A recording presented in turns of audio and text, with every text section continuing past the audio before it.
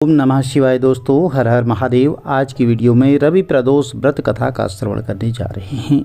जब प्रदोष तिथि किसी वार को पड़ती है तो प्रदोष तिथि को उस नाम से जाना जाता है। अगर सोमवार को प्रदोष पड़ रहा है तो सोम प्रदोष व्रत के नाम से जाना जाता है, और वहीं रविवार के दिन अगर प्रदोष पड़ रहा है तो रवि प्रदोष के नाम से जाना जाता है। रवि प्रदोष व्रत की कथा सुनने और पढ़ने से जीवन के सभी कष्ट दूर होते हैं और भगवान भोलेनाथ की असीम कृपा प्राप्त होती है। त्रयोदशी के दिन जो वार पड़ता है उसी का व्रत करना चाहिए और उसी दिन की कथा पढ़नी और सुननी चाहिए। रवि सोम शनि यह त्रयोदशी व्रत कथा जो है अवश्य करें। इन सभी से अभीष्ट फलों की प्राप्ति होती है। रवि प्रदोष का महात्म्य बहुत बड़ा है। एक समय सर्व प्राणियों के हितार्थ परम पावनी भागीरथी के तट पर ऋषि समाज द्वारा जो है विशाल गोष्ठी का आयोजन किया गया था। तो विद्वान ऋषियों की एकत्रित सभा में व्यास जी के परम शिष्य पुराण वेत्ता श्री सूत जी महाराज जी हरि कीर्तन करते हुए पधारे। तो सूत जी को देखते हुए शौनक आदि 88,000 ऋषि मुनियों ने खड़े होकर के दंडवत प्रणाम किया। तो महाज्ञानी सूत जी ने भक्तिभाव से ऋषियों को हृदय से लगाया और आशीर्वाद दिया। विद्वान ऋषिगण और सब शिष्य आसनों पर विराजमान हो गए। तो मुनिगण विनीत भाव से पूछने लगे कि हे परम दयालु, कलिकाल में शंकर भगवान की भक्ति से किस आराधना द्वारा उपलब्ध होगी हम सभी लोगों को बताने की कृपा करें, क्योंकि कलयुग के सभी प्राणी पाप कर्म में रत रहकर वेद शास्त्रों से विमुख रहेंगे। दीनजन अनेकों संकटों से त्रस्त रहेंगे।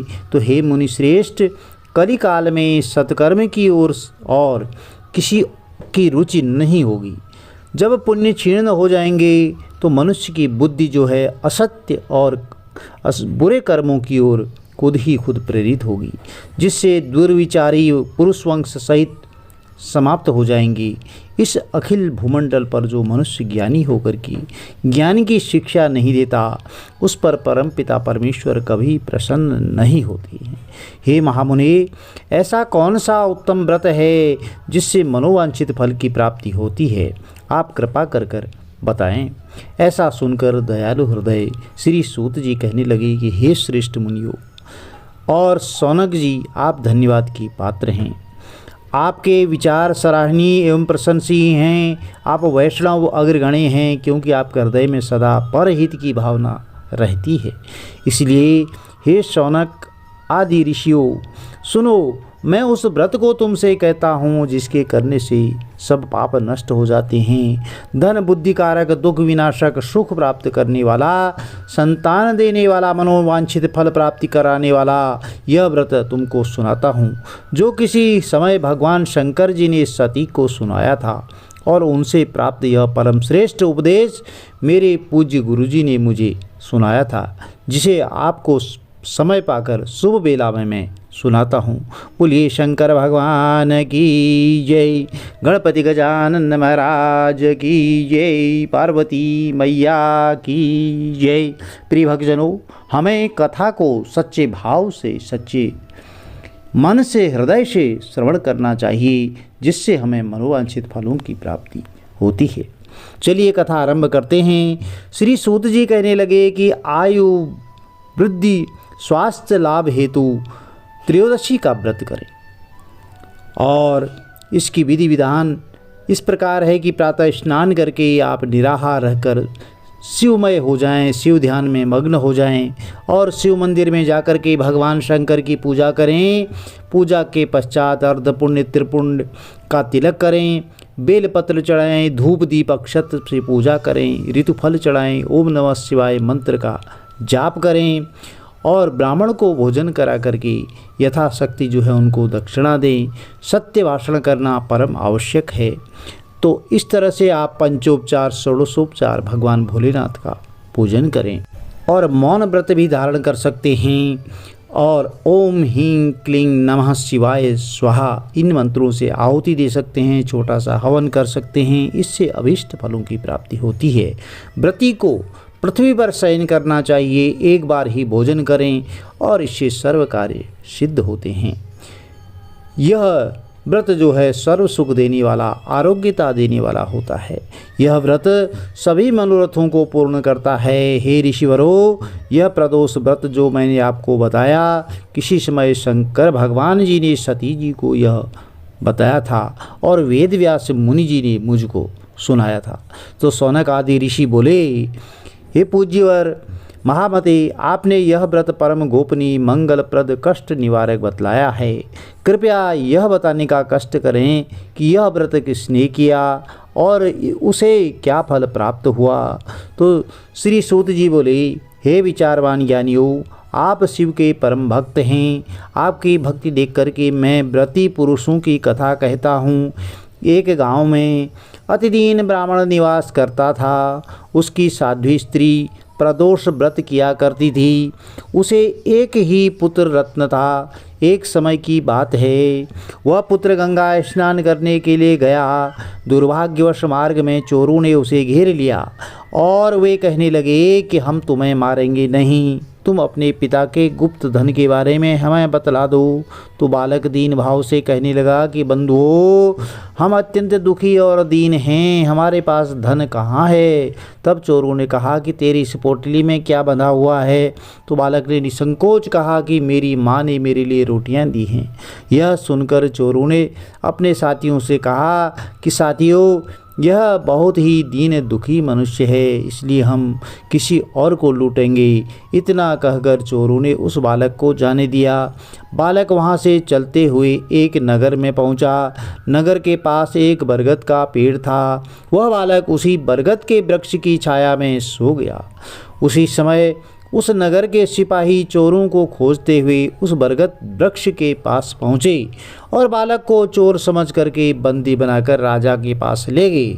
तो राजा ने उसे कारावास में बंद करने का आदेश दे दिया और उधर बालक की माँ भगवान शंकर का प्रदोष व्रत कर रही थी। और उसी रात राजा को स्वप्न हुआ कि यह बालक चोर नहीं है, प्रातःकाल ही छोड़ दो, नहीं तो आपका राज्य वैभव सब नष्ट हो जाएगा। तो रात्रि समाप्त होने पर राजा ने उस बालक से सारा वृतांत पूछा। तो बालक ने सारा वृतांत राजा को सुना दिया। बालक की बात सुन करके राजा ने सिपाही भेज करके बालक के माता पिता को बुलवा लिया। अब राजा ने जब उन्हें भयभीत देखा तो कहा कि तुम भयभीत मत हो, तुम्हारा बालक निर्दोष है। हम तुम्हारी दरिद्रता देख करके 5-5 गांव तुमको दान में दे देते हैं।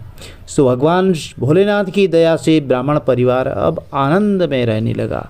इस प्रकार जो कोई इस प्रदोष के व्रत को प्राप्त करता है उसे आनंद की प्राप्ति होती है। तो प्रिय भक्तजनों, यह कथा थी। इसके बाद हमें कथा श्रवण करने के बाद आरती करनी चाहिए, भगवान भोलेनाथ को भोग समर्पित करना चाहिए और उसके बाद प्रसाद वितरण करना चाहिए। चलिए आरती आरंभ करते हैं।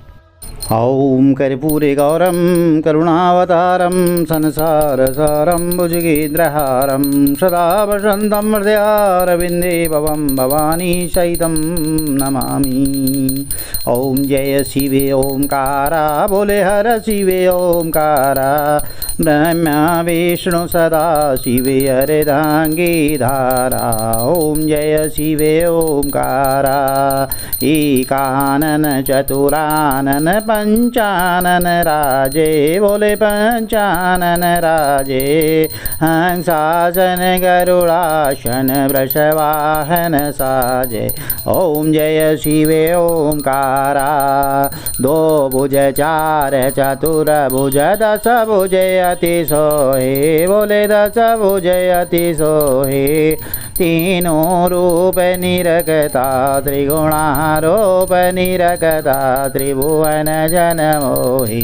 ओम जय शिवे ओंकारा, अक्षमाला वनमाला मुंडमाला धारी, बोले मुंडमाला धारी, चंदन मृग मद सोहे हले शुभकारी। ओम जय शिवे ओंकारा, श्वेतांबर पीतांबर बागांबर अंगे, बोले बागांबर अंगे, शनकादिक गरुडादिक शनकादिक गरुडादिक भूतादिक संगे ओम जय शिवे ओंकार करगे मध्य कमंडलु चक्र त्रिशूलधरता बोले चक्र त्रिशूलधरता जग करता जग हरता जग करता जग हरता जग पालन करता ओम जय शिवे ओंकारा ब्रह्मा विष्णु सदा शिवे जानते अविवेका हो बोले जानता अविवेका प्रणवाक्षर के मध्य प्रणवाक्षर के मध्य तीनों एका ओम जय शिवे ओंकारा काशी में विश्वनाथ विराजत नंदे ब्रह्मचारी ओ बोले नंदे ब्रह्मचारी नित उत भोग लगावे नित उत भोग लगावे महिमायति भारी ओम जय शिवे ओंकारा त्रिगुण स्वामी जी की आरती जो कोई नर गावे बोले प्रेम सहित गावे कहत शिवानंद स्वामी मन भजत हरे हर बोल मन वांछित फल पावे ओम जय शिवे ओंकारा जय शिवे ओंकारा बोले हर शिव ओंकारा ब्रह्मा विष्णु सदा शिव ब्रह्मा विष्णु सदा शिव हरे धारा ओम हर हर हर महादेव। इस तरह से जो है आरती करने के बाद बोली गणपति गजानन महाराज की जय, शंकर भगवान की जय।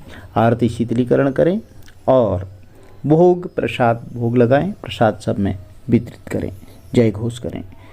यदि वीडियो में दी गई जानकारी आपके लिए लाभप्रद रही हो तो चैनल को लाइक ज़रूर करें, शेयर करें, सब्सक्राइब करें, साथ में बेल आइकन अवश्य प्रेस कर दें, जिससे कि आने वाली जो वीडियोज़ हैं उनकी नोटिफिकेशंस आपको ठीक समय पर मिलती रहे।